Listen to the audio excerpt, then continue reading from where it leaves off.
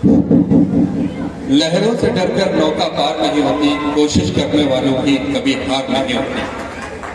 हरबंश राय बच्चन साहब की ये चंद लाइनें यहाँ पर चरितार्थ होती नजर आ रही है। हम स्वागत करेंगे यश दुबे जी का कि वो आवे यहाँ पर।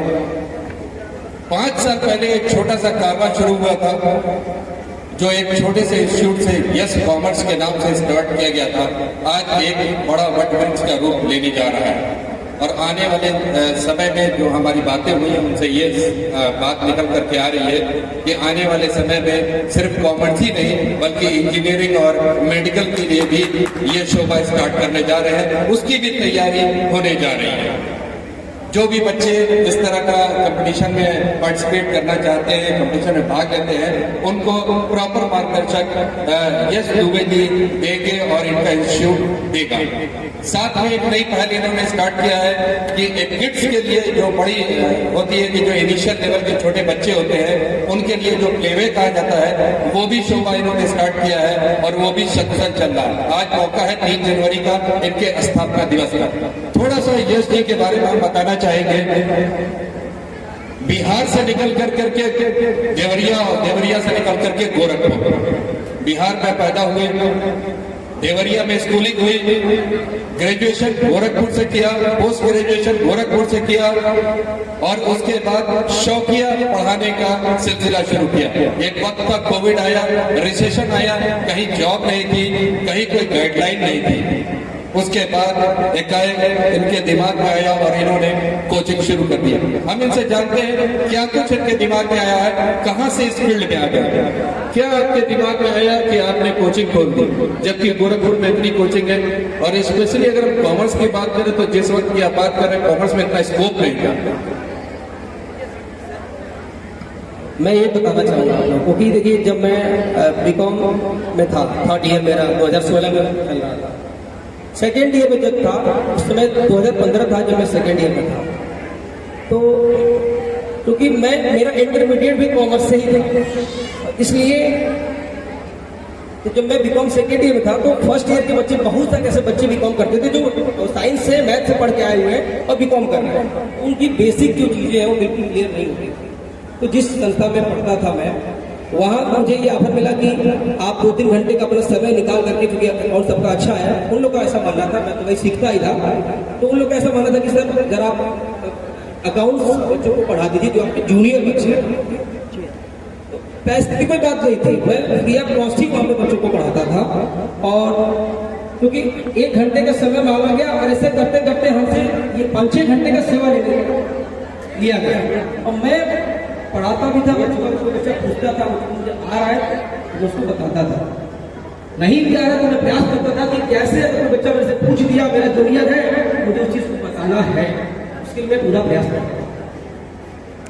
यहाँ तमाम टीचर्स बैठे हुए हैं, सबको पता है कि वो भी टीचर्स हैं, उनको हमेशा प्रतिदिन कुछ ना कुछ सीखना ही होता है।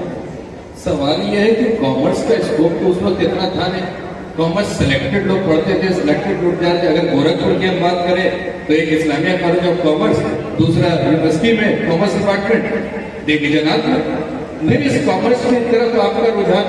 मैंने सर उसमें एनालाइज किया था कि कॉमर्स में गोरखपुर में, देखिए एनालाइज पास हुआ जब एंट्रेंस एग्जाम होता था एडीयू, तो वहाँ पे सिर्फ कॉमर्स के लगभग 16,000 बच्चे फॉर्म भरते थे। तो बच्चे कहाँ जाएंगे? स्कूल कॉलेज के बाद उनको कोचिंग की भी जरूरत पड़ती है। अच्छा, एक बड़ा महत्वपूर्ण सवाल है कि अगर कॉमर्स से कोई ग्रेजुएशन कर लेता है तो उसके बाद उसका क्या स्कोप है, किधर जा सकता है? साइंस में तो बहुत से ब्रांचेस होते हैं कि आप इधर भी चले जाइए, उधर भी चले जाइए। यहाँ पर नए बच्चे भी हैं और लोग सुन रहे होंगे, तो अगर कॉमर्स से कोई ग्रेजुएशन करता है तो किधर उसके लिए लाइन है आगे बढ़ने की? मैं बता रहा हूँ, देखिए जैसे साइंस का अगर बच्चा है, साइंस में भी बच्चे को 2 भागों में डिवाइड कर दिया गया है आगे चल करके कि एक मैथ ग्रुप ले रहा है, एक साइंस ग्रुप ले रहा है। मैथ वाले भी साइंस के ही बच्चे होते हैं, तो उनको अलग अलग, मैथ वाले अलग हो गए, बायो वाले अलग हो गए। मैथ वालों का टारगेट पता था कि मुझे इंजीनियरिंग करना है। बायो वाले बच्चे जो पढ़ने में ठीक ठाक थे और जिनका एक टारगेट होता था वो नीट लाइन में करना चाहते थे, डॉक्टरी करना। आज के ग्लोबलाइजेशन के टाइम पे आप देख रहे हैं कि इस पूरे, अगर दुनिया को चलाने की बात की जाए तो कौन कर रहा है? जो मार्केटिंग के लोग हैं वही कर रहे हैं। ये चीजें कॉमर्स से ही सीखने को मिलती हैं। तो कॉमर्स ऐसा सब्जेक्ट है, अगर देखा जाए तो हर जगह मैनेजमेंट की बात करते हैं। आपके परिवार में अगर आप बैठते होंगे, जो महिलाएं होंगी, जो माताएं होंगी, उनको भी मैनेज करना होगा। तो मैनेजमेंट की पढ़ाई, कॉमर्स क्या है कि मैनेजमेंट की पढ़ाई है, इसमें बहुत सारी स्कोप है। कितने बड़ी बड़ी यूनिवर्सिटी सिर्फ मैनेजमेंट यूनिवर्सिटी खुली हुई है, मैनेजमेंट में बहुत ज्यादा स्कोप है। आप बीकॉम के बाद चाहे तो अगर इंटर कॉमर्स से उसके बाद बीबीए कर सकते हैं, बीबीए नहीं बीए करते हैं आप बीकॉम कर सकते हैं, उसके बाद आप एमबीए कर सकते हैं। बहुत अच्छा स्कोप है इसमें। तो यहाँ पर इनका साफ कहना था कि अगर कॉमर्स से कोई आदमी ग्रेजुएशन करता है तो उसके बाद बहुत से लाइन खुले हुए हैं, खासतौर से अगर हम करते हैं एमबीए फाइनेंस, वो है आपका किसी भी इंस्टीट्यूट को या किसी भी चीज को चलाने के लिए फाइनेंस का बहुत बड़ा रोल होता है। और शायद कॉमर्स ही ऐसा है कि जो बारीकियां अकाउंट्स और फाइनेंस को बताता है कि उसको कैसे आप अपने प्रैक्टिकल जीवन में इम्प्लीमेंट कर सकते हैं। आगे आने वाले दिन में 5 साल का सफर आपने तय किया, कैसा रहा, क्या उच रहा, क्या नीच रहा, क्या दिक्कतें आई? शुरुआत, लोग कहते हैं कि शुरुआत अच्छी होनी चाहिए, मेरी तो शुरुआत ही बहुत खराब हुई थी। शुरुआत क्या कुछ हो गया? जनवरी में 3 तारीख को हमने ये नाम डिसाइड किया कॉमर्स, और मैंने जैसे ही ऐड करना शुरू, भाई देखिए मार्केटिंग तो करना पड़ता है, जैसे ही मैंने उसको स्टार्ट किया, ऐड करना शुरू किया। आपको याद होगा कि 2020 में 23 मार्च को पहला लॉकडाउन लगा था, तो जैसे ही जनवरी से लेकर के मार्च तक 3 महीने मैंने अपने प्रचार में रवि लगा दी, जितना पैसे रखे थे लगा दिए। उसके बाद लॉकडाउन आ गया। लॉकडाउन आने के बाद सीधे सरकार का आदेश था कि आप कोचिंग संस्था नहीं चला सकते हैं। मैं ये सोचा भाई वहाँ पे उसमें किराया था, सिविल लाइन्स के सामने एक जगह मैंने लिया था, उस समय किराया उसका था 18,000 रुपये। इतना किराया में बैठे बैठे कहाँ से दूंगा? अभी मैंने स्टार्ट किया, बात हुई, अब उन्होंने कहा कि सर हम 15-10 दिन छोड़ सकते, उसके बाद तो नहीं हो पाएगा मेरे से। आपको पता है कि दिन प्रतिदिन बढ़ता गया, डेट बढ़ता गया, 6 महीने तक लॉकडाउन का सामना सबको करना पड़ा। हमने वहां से सारा सामान सेटअप किया, अपने घर पे रखवाया उसको, और मैं इंतजार किया कि कब खुलेगा, क्योंकि उससे ये था कि ऐड हुआ था, बच्चे जान चुके थे, तो बच्चों में एक डर था। मार्च में ही पेपर होता है बोर्ड एग्जाम, तो जनवरी से ऐड हो रहा था, पहले से पढ़ा रहा था बच्चों से, बच्चे जान चुके थे। उस समय मुझे फोन आता था कि सर होम ट्यूशन पढ़ा दीजिए, क्योंकि बोर्ड तो हो सकते हैं, क्योंकि सरकार का ऐसा कुछ नहीं आया था कि बोर्ड नहीं हो रहा। बच्चों में डर था कि बोर्ड हो सकता है, सर आप सभी निकाल के आगे पढ़ा दीजिए। उसके लिए परमिशन मुझे लाना पड़ा, कैसे जाना है, वो पे लोग रोकते थे। बड़ा रिक्वेस्ट करने के बाद परमिशन बना, और मैं मास्क लगा के मतलब घरों में जाते थे, जिसमें से 8 होम ट्यूशन में पढ़ाता था, लगभग 8 घंटे समय में पढ़ाता था, और प्रति घंटा मतलब जहाँ भी मैं जाता था वहां से चेहरा ऐसे करके लोग ट्यूशन भी देते थे। तो एक खिड़किया किया था कि हाँ चलो भैया गुजारा हो जाएगा, 40-42 के आसपास मुझे होम ट्यूशन चल गया। उसके बाद एक जगह अपने गोरखपुर की एक पब्लिशिंग है यूपीएच यूनिवर्सिटी पब्लिक, आप लोग जानते होंगे, तो वहां से मुझे फोन आया 2020 में ही फोन आया, फरवरी में, सर अगर समय हो आपके पास, हमें समय भरा लॉकडाउन का समय है, मैं निकाल ले जाएगा।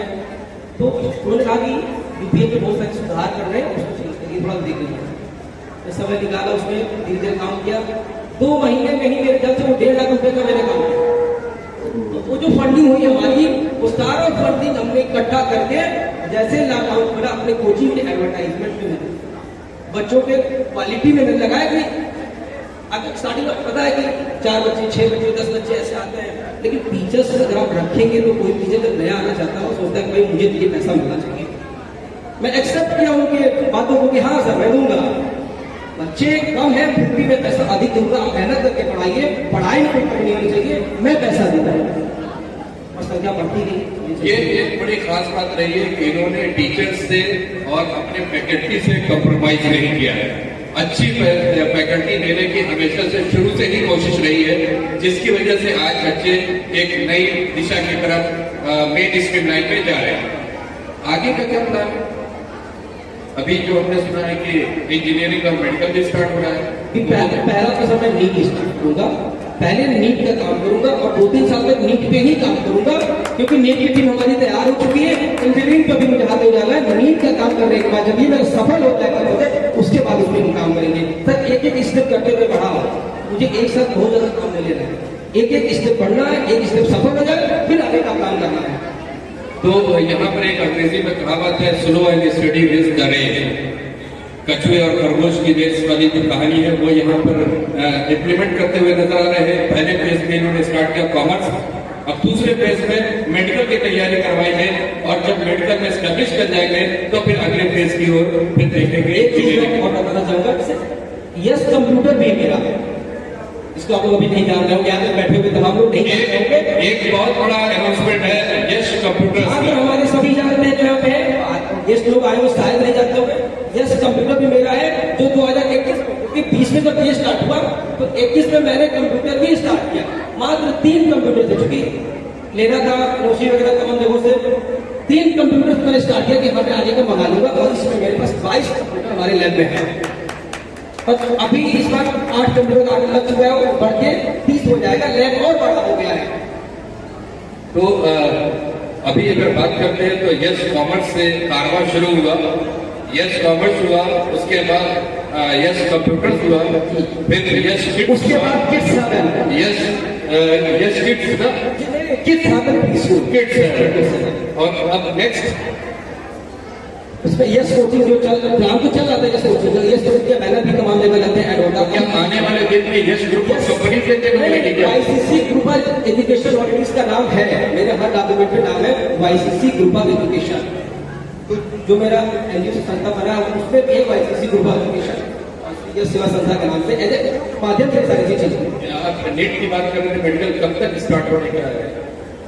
समय इसी साल, क्योंकि जनवरी से उसका ऐड मुझे शुरू करना है, कार्यक्रम की वजह से मैं व्यस्त था, इसके बाद मैं उसी पे लगूंगा, और फरवरी से एडमिशन होने शुरू हो जाएंगे। कुछ एडमिशन हो भी चुके हैं, तो पुराने लोगों को होल्ड किया गया है। तो क्या वो जो नेट की तैयारी आप करवाएंगे मेडिकल, उसमें 3 जनवरी का कोई रोल नहीं होगा? आज तो मौका भी है, दस्तूर भी अनाउंस कर दीजिए आज की डेट में। अनाउंस हो ही गया आपके माध्यम से। तो ऑफिशियली क्या अनाउंसमेंट हो गया है कि नीट की मेडिकल की एजुकेशन इस बार स्टार्ट होगा। मेडिकल की तैयारी ये वाईसीसी के बैनर के नीचे ये स्टार्ट करने जा रहे हैं। ऑफिशियली आज से अनाउंस हो गया है। आने वाले कुछ दिन में मेरे ख्याल से फरवरी में आप बोल रहे हैं, फरवरी या मार्च से क्लासेस भी स्टार्ट हो जाएंगे। तो जो लोग इच्छुक है वो यहाँ पर ले सकते हैं। आखिर में क्या कहना चाहेंगे अपने बच्चों से या यहाँ के जो यंगस्टर्स है, खासतौर से जो हमको सर, मैं भगवान का शुक्रगुजार हूँ कि मुझे जो बच्चे मिले उन्होंने बहुत स्नेह किया। जो भी होंगे बच्चों से, इतने सारे जो तैयारियां देते हैं मुझे नहीं करनी पड़ती, सारे बच्चे हमारे मेहनत करते हैं, ये सारी तैयारी बच्चे करते हैं। जो पीछे बैठे बच्चे कर रहे हैं ये कई बातों से लगे हुए हैं। जो हमारी फैकल्टी है आज 15 दिनों से छोटे छोटे बच्चों का रिहर्सल करा करा के प्रोग्राम के लिए तैयार किया जा रहा है। अकेले कुछ नहीं होता साहब, ये सब एक टीम वर्क है। वाईसीसी के बैनर के तहत हम धन्यवाद करना चाहेंगे इनके फैकल्टी मेंबर्स को, इनके डायरेक्टर्स को, इनके सारे स्टाफ को, खासतौर से बच्चों को कि आप इनके साथ बने रहें। और हम ये संदेश इस मंच से देना चाहेंगे कि जो भी आगे अपकमिंग स्टूडेंट्स हैं, जिनको भी नेट में या कॉमर्स में, मेडिकल में, कॉमर्स में, कंप्यूटर्स में अगर आना हो तो आप इनसे संपर्क साबित कर सकते हैं। जैसे जो कैरियर काउंसलिंग का काम करते हैं हमारे मित्र, हमारे बड़े ही करीबी मणिकांत सर, वो इसको बेहतर बता पाएंगे। मेरा काम पढ़ाना है, मैनेजमेंट का सारा काम रुकते में उनको बुलाऊंगा तो आपको बताएंगे कि मैनेजमेंट की बेनिफिट्स क्या क्या है, क्योंकि सारा काम मैनेजमेंट पर ही करते हैं। Please sir, Manikant sir. नमस्कार, बहुत बहुत स्वागत है। शॉर्ट में बताइए कि मैनेजमेंट है क्या, जिसकी बड़ा जिक्र होता है मैनेजमेंट, खासतौर से यंगस्टर जो समझते थे, क्या है मैनेजमेंट? मैनेजमेंट कुछ अलग नहीं है। हमारे हिंदुस्तान में हर चौराहे पे चले जाएंगे तो मैनेजमेंट ही है। मैनेजमेंट का अर्थ पढ़ाई के अगर क्षेत्र में बात किया जाए तो सबसे ज्यादा जो कॉम की जाती है बिजनेस को लेकर के, बिजनेस मैनेजमेंट पढ़ना है, MBA करना है, या अगर आप बच्चा फाइनेंस का है, कॉमर्स का है, आर्ट्स का है, या एक इंजीनियर भी है, इंजीनियर भी मैनेजमेंट का काम करता है। जब वो अपने साइट पर जाता है तो वहाँ पे अपने नीचे जितने स्टाफ होते हैं जो अलग अलग होते हैं उन सबको मैनेज करता है। वो भी एक मैनेजर है, वो भी एक मैनेजमेंट का काम देख रहा है। बस फर्क इतना पड़ जाता है कि जब हम किसी चीज को किसी कोर्स के माध्यम से पढ़ लेते हैं तो बेहतर ढंग से मैनेजमेंट कर सकते हैं, या बेहतर ढंग से किसी चीज को हम करते बिजनेस को आगे बढ़ा सकते हैं। यस कॉमर्स में हम लोग कोशिश करते हैं कि जो भी बच्चा हो, चाहे वो सिर्फ कॉमर्स का ही नहीं, चाहे वो मैथ्स बैकग्राउंड का हो, चाहे वो बायो बैकग्राउंड का हो, चाहे वो किसी भी बैकग्राउंड का हो, उसको बेहतर ढंग से हम पहले तो करियर काउंसलिंग देते हैं, बैठा करके उनकी काउंसलिंग करते हैं। काउंसलिंग करने के कई सारे माध्यम होते हैं, कुछ साइंटिफिक तरीके से भी हम काउंसलिंग करते हैं, बच्चे के रुझान को देख करके भी हम काउंसलिंग करते हैं। उसके माध्यम से का करियर डिपेंड करते हैं कि बच्चे का करियर किस तरफ अगर ले जाए तो वो बेहतर परफॉर्म कर सकता है। जरूरी नहीं है कि हर बच्चा सिंगर बन जाए, हर बच्चा क्रिकेटर बन जाए, या हर बच्चा इंजीनियरिंग ही करे। हर बच्चे का अपना एक अलग रुझान होता है। उस रुझान को हम कई तरीकों से, कई मापदंडों पे रख करके देखते हैं और उसके बाद उनकी काउंसलिंग करने के बाद उसको बेहतर सुझाव देते हैं कि बेटा आप ये कर सकते हैं, आप इस क्षेत्र में जा सकते हैं, आप ज्यादा बेहतर करेंगे। वाईसीसी में एक चीज और हमारे दिमाग में ये क्या पर्सनालिटी डेवलपमेंट का कोई कोर्स वगैरह बिल्कुल कराते हैं? पीडी क्लासेस कभी कभी मैं भी लेता हूँ, और इंग्लिश स्पोकन भी चल ही रहा है। और पर्सनालिटी डेवलपमेंट इसलिए जरूरी है कि अगर आपको एक बेहतर मैनेजर बनना है तो पहले अपने अंदर वो क्वालिटी लानी पड़ेगी कि आप मैनेजमेंट के लायक बन जाए। तो इसके लिए हम पीडी क्लासेस चलाते हैं। तो अगर सीधे सीधे बात करें तो छोटा पैकेज बड़ा धमाका, सब कुछ अभी तक मिल रहा है इसके अंदर, आगे होप्स हो के इसी तरह से मिलता रहेगा। और जो भी लाभार्थी है, जो भी स्टूडेंट्स है, उनको पूरा का पूरा लाभ इसमें मिलता रहेगा। कोशिश कीजिए, आगे बढ़िए, अपने भविष्य को संवारिए। बहुत बहुत धन्यवाद।